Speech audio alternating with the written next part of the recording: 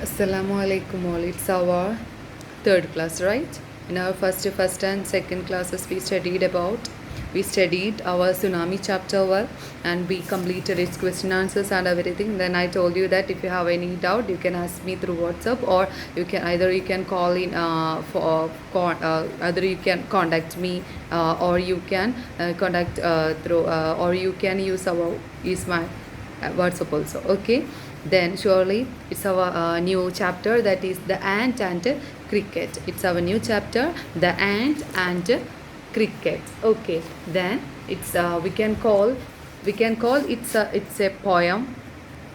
We can call it's a story in the way of in the model of a poem. And understand? Okay, we can call it's a story and in the way in the poem, like. Okay, then it's a fable. Then I think you know that. Do you know Aesop fables? Aesop Kadagal? Do you know? Yes. Then this story also taken from Aesop fables. Surely we know that fable is a story. Animals as the characters. Understood? Animals as the characters, and it's have a moral. Surely each Aesop stories have morals. Understand? Moral also. And this poem about an ant and the cricket. Understand? Then all of you listen. Ant and the crickets contain an idea of far-reaching significance, which is as true of a four-legged cricket as of a two-legged one, because of laziness. Understand? Okay, surely you can get after reading this poem. Okay, now surely you have seen a cricket that has two legs. And have you seen the picture of cricket? Do you know cricket? What is that cricket? It's a jumping insects, right? Jumping insects. That is cricket is a jumping insects. Okay, then here I told you that this poem is poem is taken from Aesop fables. Here ant and crickets are the characters. I told you that. Then here all of you listen. Then poem read. Okay, read your poem with me. A silly young cricket, accustomed to sing through the warm sunny months of a gay summer and spring, began to complain when he found that at home his cupboard was empty and winter was come. Not a crumb to be found on the snow-covered ground. Not a flower could he see, not a leaf on a tree. Oh, what will become, says the cricket, of me? At last, by starvation and famine made him bold, all dripping with wet and all trembling with cold, away he set off to a miserly ant to see if to keep him alive he would grant him shelter from grain, and a mouthful of grain he wished only to borrow, he would repay it tomorrow. If not, he must die of starvation and sorrow, says the ant to the cricket. I am your servant and friend, but we ants never borrow and we ants never lend. But tell me, dear cricket, did you lay nothing by when the weather was warm? Quoth the cricket, not I.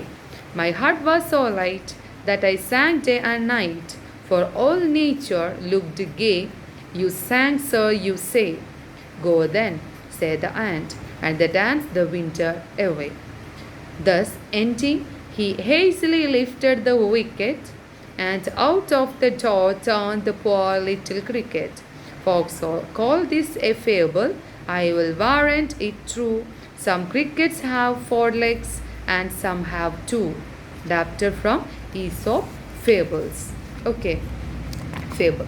Okay, all of you listen. Here I told you that it's a story in the model of a poem. Okay, then all of you listen. Two characters here. One is who are they here?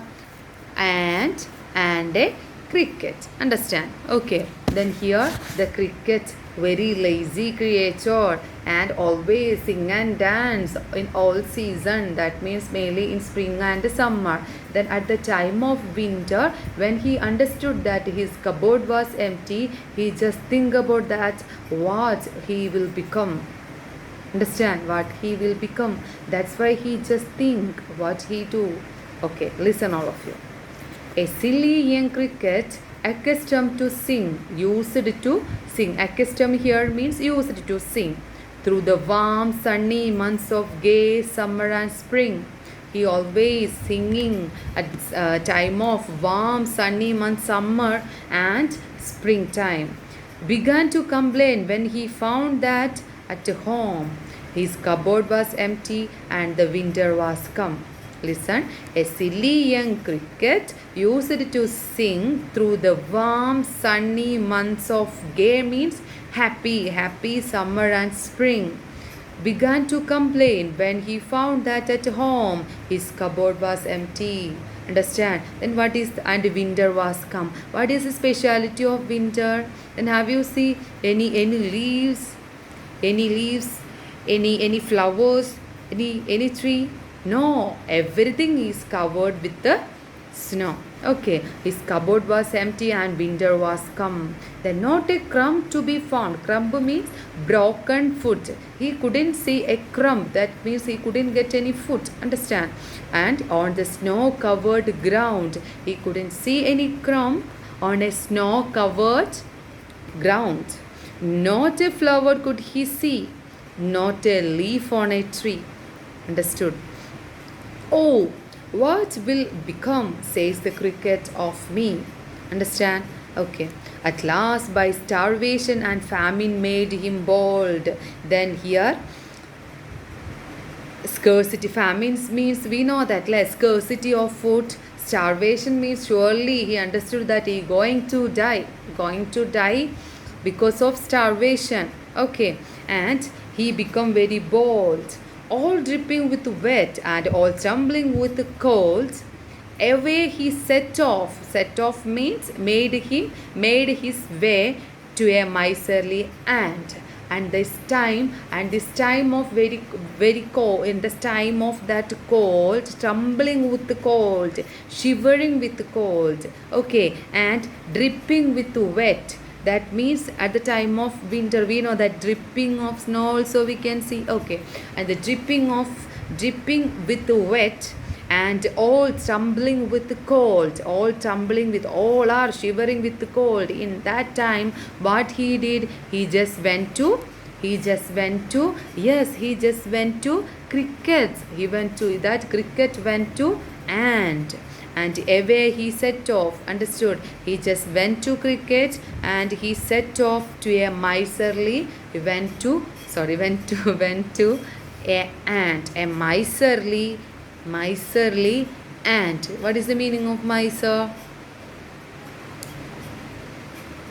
Yes, not a lavish person. He keeping everything in only for he using his money. He's using his money only for his own needs. Only he just used his money for only needs. Understand?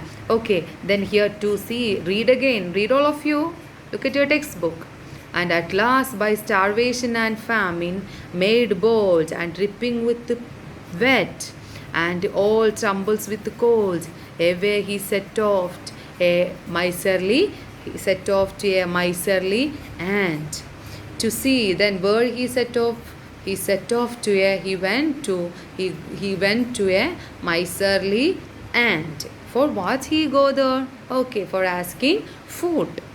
To see if to keep him alive he would grant, which are the things he wants, grant him shelter from rain. He wants a shelter from rain and a mouthful of grain. And what he want next? He want a mouthful of grain and a mouthful of grain. And he wished only borrow and not he wished only borrow and not lend. Understand all of you? Listen all of you. Read. At last by starvation and famine made bold and dripping with wet and all trembling with cold. And away he sets off to a miserly ant, and to see if to keep him alive he would grant him shelter from rain and a mouthful of grain. And he wished only to borrow, not to lend. What he want? He wish only want to. He wish what is him? He wish only to borrow, and he would repay it tomorrow. Repay it tomorrow. Then which are the things he want? Crickets want. Which are the things he want?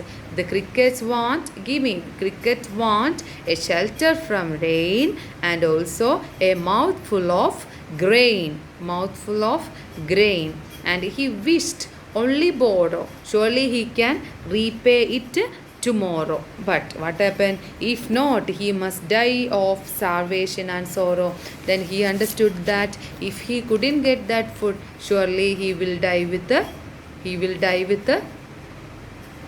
why with the sorrow and starvation. Sorrow and